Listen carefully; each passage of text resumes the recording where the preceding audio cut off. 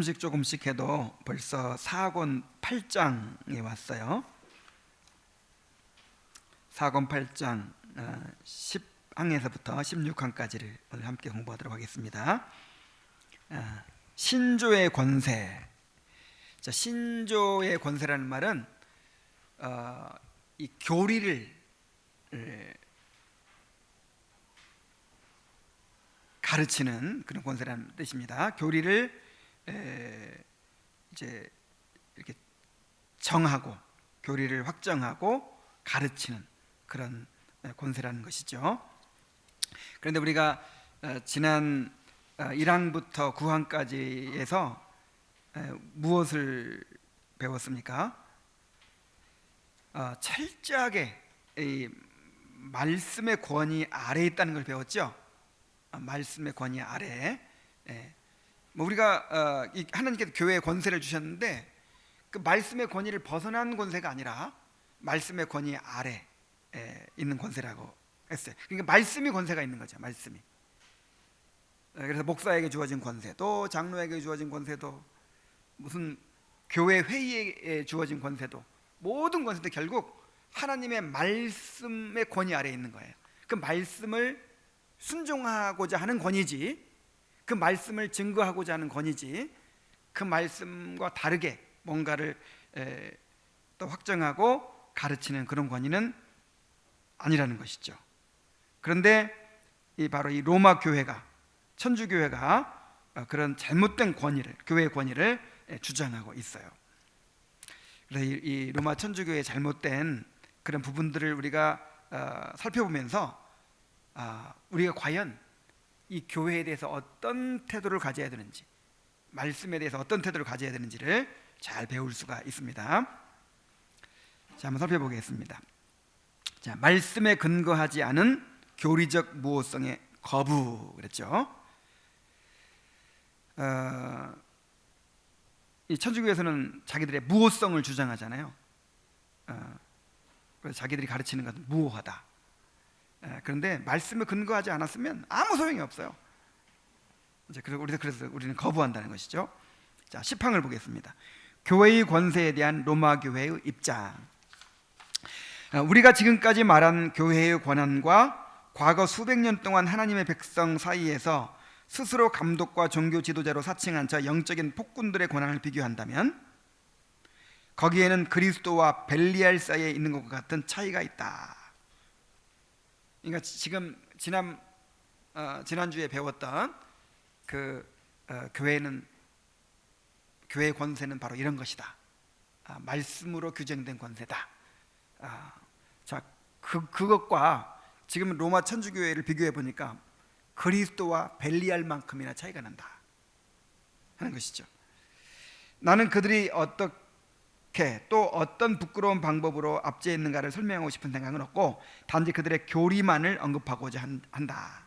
그래서 여기서 이제 어디에 초점 맞추냐면 막 여러 가지 도덕적인 부패나 이런 거 말고 교리, 이 교리적인 이 교회의 권세로 교리를 정하고 만들어내고 그 교리를 만들어낸 교리를 강요하고 하는 이 부분을 이제 얘기하겠다는 것이죠. 교리 문제를. 그들은 전 세계적인 공의회가 교회의 참된 모습이라는 것을 당연시하고 있다.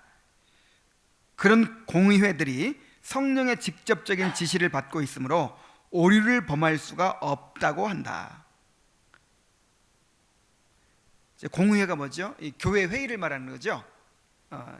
교회 회의. 그래서 그 교회 회의는 성령께서 지배하고 계시기 때문에 오류가 있을 수가 없다는 거예요. 자, 그런데 그 교회 회의에 모인 사람들이 누구냐면 그 공의회를 다스리고 심지어 그 구성하기까지 하고 있는 사람들이 누구냐면 바로 그 사람들이죠. 실제로는 자기들에게 속하는 것으로 주장하는 거예요, 말하자면.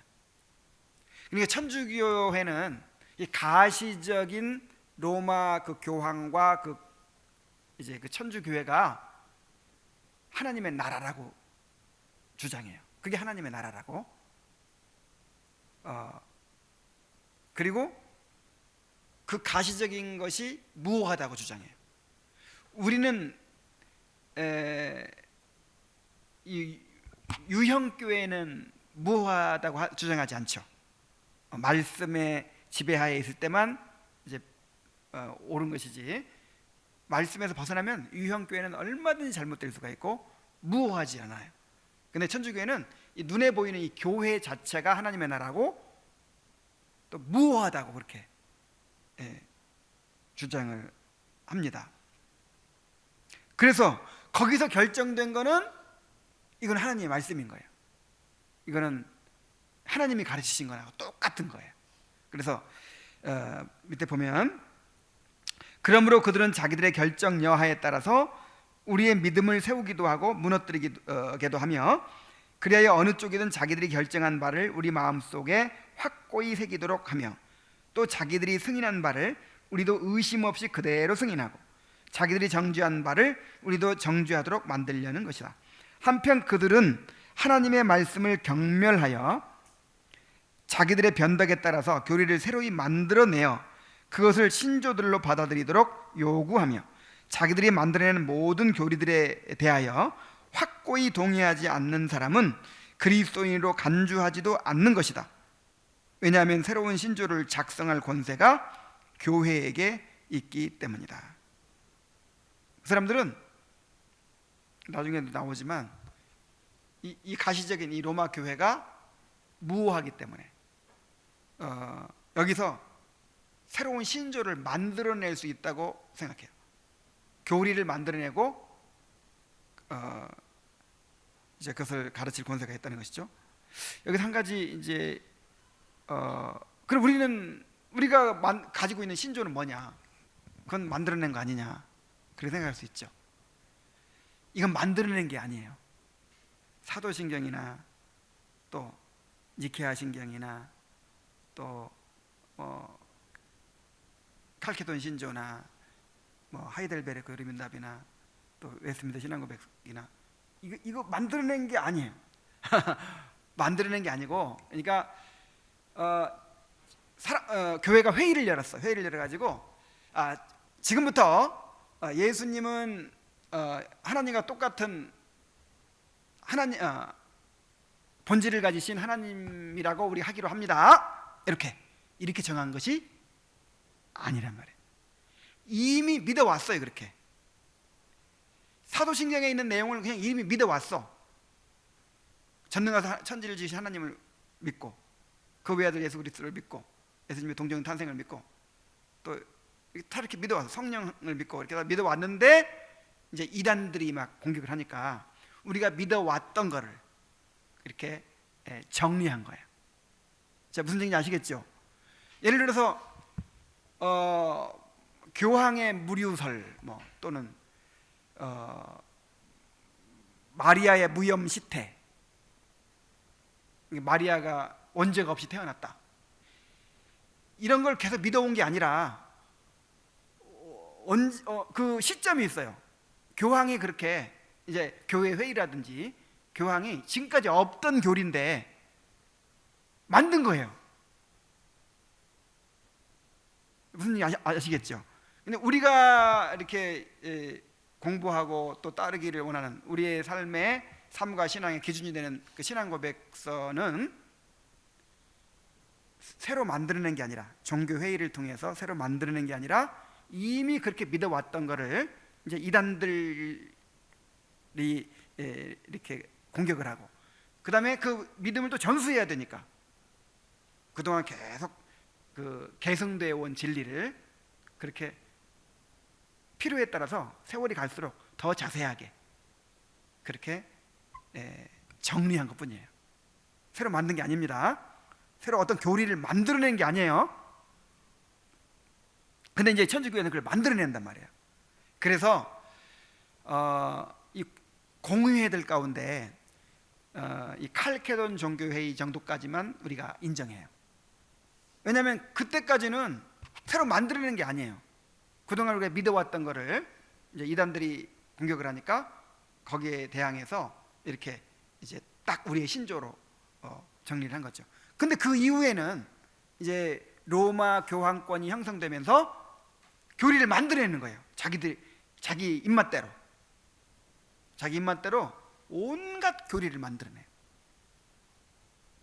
마리아가 뭐 승천했다. 그 다음에 뭐 성인 통공, 성인들이 천국 가고 남은 공로는 이제 교회의 창고에 보관돼 있다가 공로가 모자라서 그냥 이렇게 천국도 못 가는 일반 교인들을 이렇게 도울 수 있다. 뭐 이렇게 별별 그런 온갖 엉터리 같은 교리들을 계속 만들어내는 거예요. 무슨 권위로? 교회의 권위로. 자, 근데 그들이 이제 교회의 권위를 주장하는 게 뭐냐면 예수님의 약속이에요. 11한 봅니다. 교회와 신자들 개개인에게 주어진 약속들. 그들은 말하기를 교회는 그리스도의 신부로서 그에게서 절대로 버림을 받지 않으며 그의 성령으로 말미암아 모든 진리 가운데로 인도함을 받는다는 놀라운 약속들이 주어져 있다고 한다. 예를 들어서 내가 너희에게 분부한 모든 것을 가르쳐 지키게 하라. 볼지어다. 내가 빼먹었네. 세상 끝날까지 너희와 항상 함께 있으리라. 이런 약속을 주셨죠. 또 내가 아버지께 구하겠으니 그가 또 다른 보혜사를 너희에게 주사 영원토록 너희와 함께 있게 하시리니 그는 진리의 영이라. 세상은 능히 그를 받지 못하나니 이는 그를 보지도 못하고 알지도 못함이라. 그러나 너희는 그를 아나니 그는 너희와 함께 거하시며 너희 속에 계시겠습니다. 자, 이게 물론 이제 교회 전체에게도 준 약속이지만 또 우리 개인 영혼 속에 계시겠다는 거잖아요. 근데 로마 천주교에서는 이걸 무조건 가시적인 이 가시적인 그 천주 교회에 이렇게 딱 대입을 시켜서 적용을 시켜서 세상 끝날까지 예수님이 이 천주교회와 함께 하신다고 그랬으니까 천주교회가 잘못될 수가 없는 거예요. 또 내가 그는 너희와 함께 거하시며 너희 속에 계시겠습니다. 이 로마 교황과 그 교황청, 이 천주교 속에 지금 성령이 계시기 때문에 뭐 잘못될 수가 없다는 거예요. 물론 주님은 이 약속들을 12사도에게 하셨지만 이 약속들은 12사도들 전체에게만이 아니라 그들 한 사람 한 사람에게 개별적으로 하신 것이며 또한 다른 제자들, 장차 받아들이실 제자들, 바로 우리들이죠, 에게도 하신 것이다.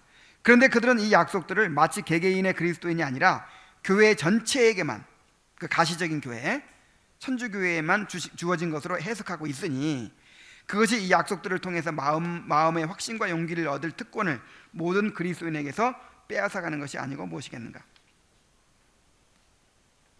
이렇게 말한다고 해서 개개인의 신자들에게 보다 여러 가지 다양한 은사들이 주어지는 신자들 전체의 공동체에 더 충만하고 더 풍성한 하늘의 지혜의 보고가 베풀어져 있다는 것을 부인하는 것은 아니다. 교회 공동체의 그 중요성을 그렇다고 부인하는 건 아니란 말이죠.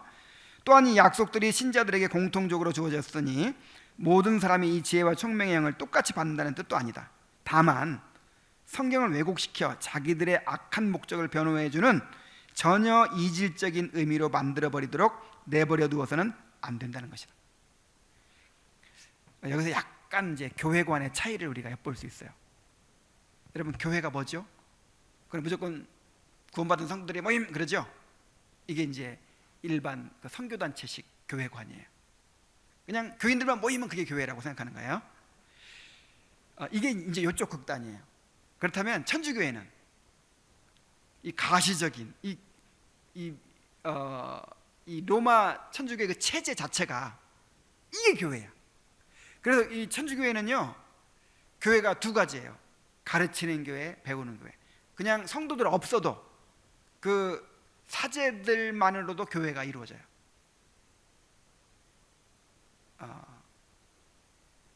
우리는 다 지체가 돼가지고 이렇게 지체가 모여서 몸을 이루고 막 이런 개념이 있잖아요. 근데 이제 그 사람들은 말하자면 이제 이 구경꾼과 그 제사를 그냥 제사를 관망하는 거죠. 이렇게 제사 드려주는 그 사제들과 분리가 되는 거죠. 우리는 다 사제들이라면. 자, 그래서 이 천주교회는 완전히 그런 뭡니까? 이런 어떤 눈에 보이는 어떤 가시적인 형태의 교회, 그런 체계, 요걸 교회라고 한단 말이에요. 근데 이거를 너무 부인하는 나머지 그런 게 무슨 교회냐, 그런 거 상관없이 그냥 무조건 구원받은 사람들이 모이면 그게 교회다. 근데 이제 우리 개혁주의 입장은 중간 정도 되는 거예요. 뭐냐면 교회는요, 주님이 세우신 질서가 있어야 교회예요. 목사가 있어야 돼. 주님이 자기의 임재를 나타내시고 또 말씀을 선포하시기 위해서 또 다스리시기 위해 세우신 직분자가 있어야 돼요. 그 다음에 또 성례가 있어야 돼. 세례와 성참.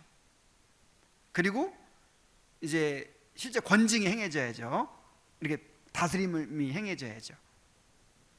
이런 곳이 없이 그냥 자기들끼리 그냥 이렇게 성역공부 모임으로 모이고 뭐 이런 건 교회가 아닌 거예요. 교회 간의 차이를 알겠죠?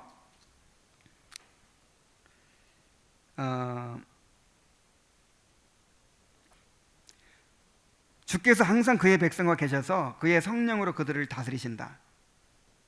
그러나 신자들은 심지어 다른 사람들보다 훨씬 더 탁월한 은사들을 받은 사람들까지도 이 육체 가운데 있는 동안에는 그리스도의 영의 첫 열매만을 어느 정도 맛볼 수 있을 뿐이다. 결국 신자들은 자기들의 연약함을 항상 의식하고서 조심스럽게 하나님의 말씀의 한계 안에 있도록 스스로를 지키는 것 이상 좋은 일이 없는 것이다. 그렇게 하지 않고 자기들의 선호하는 대로 멀리 나아가게 되면 올바른 길에서 실족하게 되고 만다. 오직 성령의 가르침으로서만 진리와 거짓을 구별할 수 있는데 그 성령께서 그들에 계시지 않으니 그렇게 될 수밖에 없는 것이다.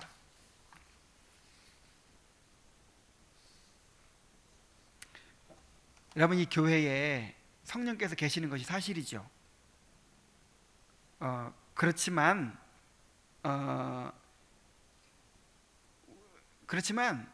이게 완전하지 않다는 것을 우리가 인정해야 된다, 이 말이죠.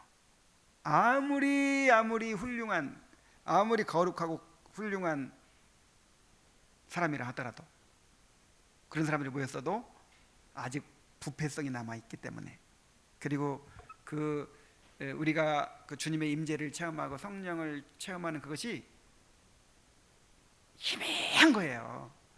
바울도 뭐라 그랬어요? 지금은 거울로 보는 것처럼 희미하나 그랬잖아요. 누구도? 바울은 어떤 사람입니까? 3층까지 갔다 온 사람이고 직접 계시받은 사람이잖아요.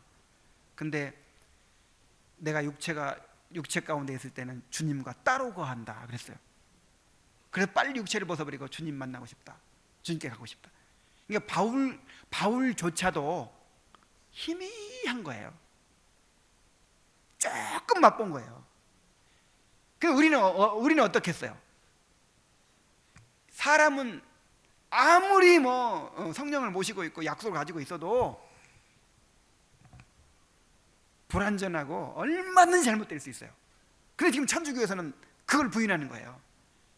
주님이 우리가 끝까지 항상 함께 하신다고 했고, 아니 그 약속도 우리 개인한테 다 주신 건데 그 교황한테만 그 천주교 그 체제만 딱 적용시켜가지고 우리와 함께 하신다고 했고, 또 우리한테 성령이 계신다고 했으니까 우리는 잘못될 수도 없고, 우리는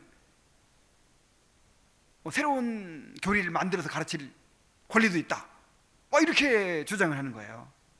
이제 그것이 잘못됐다는 것이죠. 그래서 이제 본격적으로 12항에는 교회는 무효하지 않다는 것을 주장합니다. 그들은 성도 개개인에게 부분적으로 주어진 것은 무엇이든 철저하고도 완전하게 교회 자체에 속한 것이라고 반론을 제기할 것이다. 방금 우리가 얘기했죠. 여기에 사실을 닮은 면이 있기는 하지만 사실은 아니다. 하나님께서 각 지체들에게 자기의 분량에 따라서 성령의 은사들을 나누어 주셔서 온몸의 필수적인 것에 부족함이 없게 하시는 것이다. 은사들이란 온몸의 유익을 위하여 주어지는 것이기 때문이다. 그러나 교회의 그런 풍성한 모습들은 우리의 반대자들이 자랑하는 그런 최고의 완전한 모습과는 항상 거리가 먼 것이다. 너무 교회를 이상적으로 생각하면 안 돼요. 물론 교회가 어느 면에서든 핍절하여 충족함을 누리지 못한다는 말은 아니다. 주께서는 교회에 무엇이 필요한지를 아시기 때문이다. 그러나 이게 중요해요. 교회의 겸손과 경건한 소박함을 지키시기 위하여 주께서는 그가 보시기에 정말로 필요한 정도만 교회에 베푸시는 것이다. 밑줄 쫙 그어놓으세요. 너무 이상적인 교회관을 가지면 안 돼요. 저도 너무 안타깝고 답답하잖아요. 아니 처음 교회 나와가지고 지금 신앙을 배우는 사람들이 있는데 몇 년을 말씀을 들어도 이만큼도 안 변화야 됐잖아요. 믿음이 안 생기잖아요. 야, 이거 완전 주님이 함께 하시지 않는 것 같고 성령이 역사 안 하는 것 같고 막 그러죠. 징그럽게 사람들이 안 변하고 막 이런 거 볼 때 때때로는 야, 이거 뭔가 목회를 잘못하고 있는 거 아닌가? 뭔가 지금 우리는 성령이 역사하시지 않고 있는 거 아닌가? 이건 교회가 지금 정상인가? 막 저도 옛날에는 그런 생각했어요. 그래가지고 기도가 부족한가 보다. 그래서 막 열심히 기도하고 금식하고 막 그래서 우리가 영적 수준 높이면 그냥 예배 때마다 막 불이 떨어지고 막 사람들이 막 뒹굴고 막 회심하고 막 그런 일이 일어나야 정상이라고 생각했어요. 근데 그렇지 않아요. 만약에 계속 그러면 어떻게 될까요? 그 조나단 에드워즈에게 주셨던 그 부흥이 우리 교회에서는 매주 일어나. 그럼 어떻게 될까요? 우리가 금방 교주돼요. 금방 교주. 완전히 교만해지기가 막 이 교인들 전부 가서 막 우리 교회는 말이야 이런 건 교회도 아니야 막 해가면서 우리 교회는 말이야 해가면서 금방 교만해지고 나는 교주되고. 야, 그래서 하나님이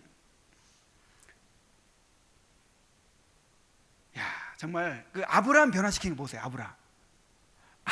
아브라함 평생에 걸쳐서 그렇게 변화시키잖아요.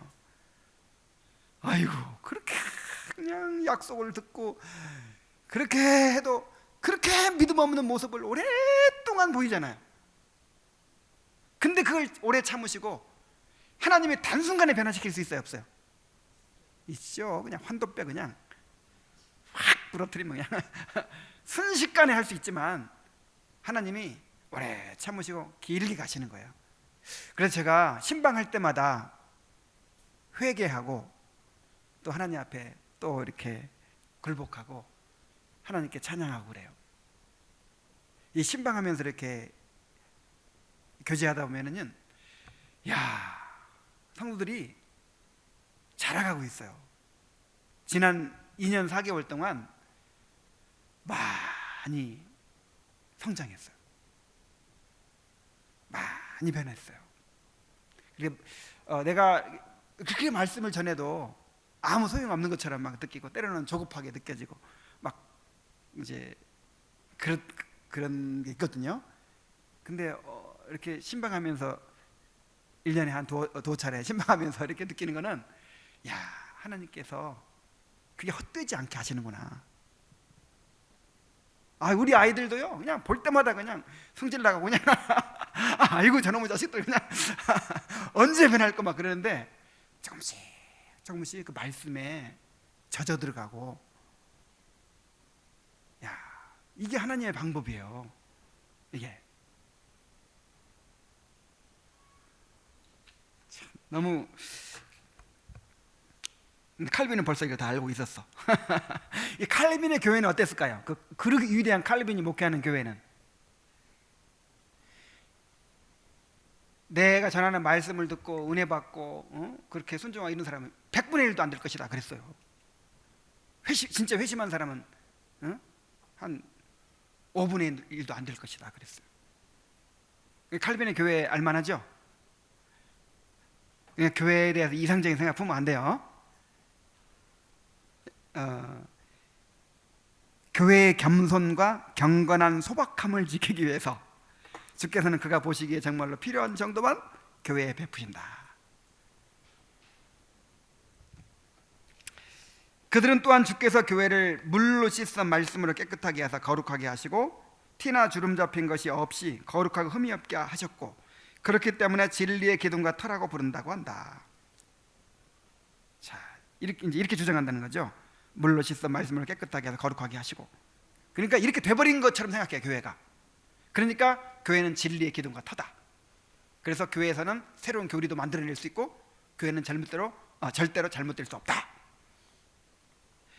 자, 그러나 앞에 구절은, 자, 물로 씻어 말씀을 깨끗하게 해서 거룩하게 하시고, 이거는 이미 그렇게 됐다는 거예요. 지금 그렇게 조금씩 이루어 간다는 거예요. 이루어 간다는 거죠. 교회 안에서 날마다 행하시는 일을 가르치시는 것이다. 그리스도께서 그의 모든 백성들을 날마다 거룩하게 하시고 그들을 씻으시고 깨끗하게 하시고 그들의 흠과 티를 제거하신다면, 아직 그들에게 흠과 티가 어느 정도 남아있고 무언가 모자라는 부분이 그들의 거룩함에 있다는 것이 분명하다. 그러니 교회의 모든 지체들에게 흠이 있고 불결한 부분이 있는데도 교회가 이미 완전하며 모든 면에 흠이 없다고 생각한다면 이것이 얼마나 어리석고 모순된 생각이겠는가.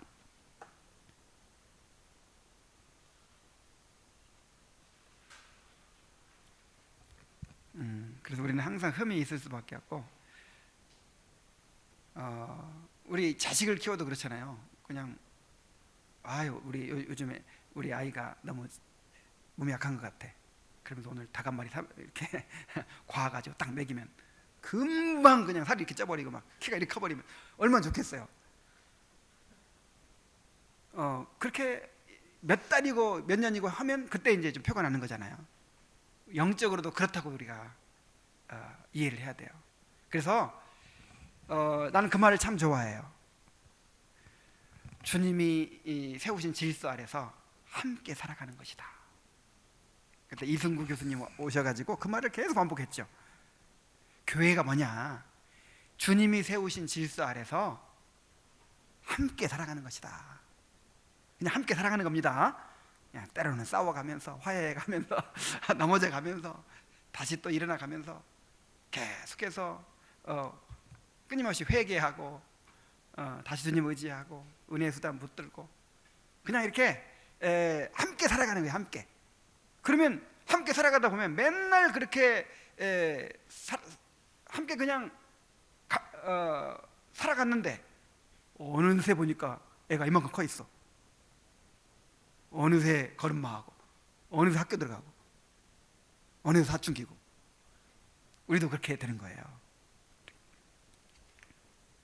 자, 그리고 뒤에 구절도 그들이 주장하는 것과 전혀 다른 의미다. 이 말씀은 하나님의 진리가 복음을 선포하는 사역을 통하여 교회 안에 보존되어 있다는 말씀이다. 진리의 기둥과 터라는 말은 말씀의 선포를 통해서 하나님의 진리가 교회 안에 보존되어 있다는 뜻이라는 말이죠. 그리스도께서는 사도로, 목사로, 교사로 삼으셨으니 우리가 이제부터 사람의 속임수와 유혹에 빠져 온갖 교훈의 풍조에 밀려 요동하지 않고 오히려 우리가 다 하나님의 아들을 믿는 것과 아는 일에 하나가 되어 온전한 사람을 이루어야 하는 것이다. 그러므로 진리가 세상에서 사라진 것이 아니고 안전하게 남아있는 것이다. 왜냐하면 교회가 진리의 신실한 관리자가 되며 교회의 일과 사역으로 말미암아 진리가 유지되기 때문이다. 그리고 이러한 관리가 선지자와 사도의 사역에 있다면 진리가 과연 안전하게 보존되고 있느냐 하는 것은 하나님의 말씀이 신실하게 지켜지며 또한 그 순전한 모습 그대로 보존되는지의 여부에 달려있는 것이다.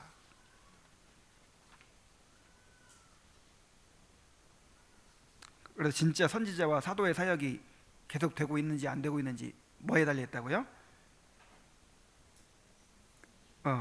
그 말씀이 신실하게 지켜지는가, 거기에 달려있는 거예요. 그래서 우리의 그 교회관은 뭐냐면 표지로서 구분하는 거예요. 표지로서. 이 천주교에서는 무조건 가시적인 교회가 무조건 교회라고 하잖아요. 근데 우리는 이런 가시적인 교회의 모습 갖췄다고 해서 교회가 아니에요. 표지로서 구분합니다. 표지로서. 말씀이 바르게 선포되고 있는가, 성례가 바르게 행해지고 있는가, 또 권징이 신실하게 시행되고 있는가. 이 표지가 있냐 없냐. 근데 그 중에서 가장 중요한 거는 말씀이죠. 말씀. 그 말씀이 올바르게 선포되고 있느냐, 요거 보고 교회냐 아니냐, 이거를 이제 구분하는 거죠. 거짓 교회냐 참 교회냐.